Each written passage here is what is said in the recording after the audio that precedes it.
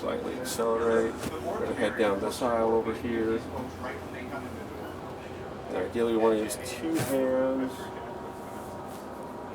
Yeah, there you go. Now you can start turning, and you're gonna be looking in your back mirror to make sure the back of the bus doesn't hit nothing.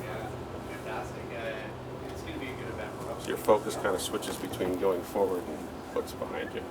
Okay. So once again, we're going to make sure we go past this pole, and now we can start turning sharper. We can see in the mirror that we're going to miss it. Yeah. Oh, you want to go around again? I want to go around again. Okay. This is too much fun. Right? It is too much fun. The secret's not to have to hit your brake, Carlton. There you go. We're done. Good.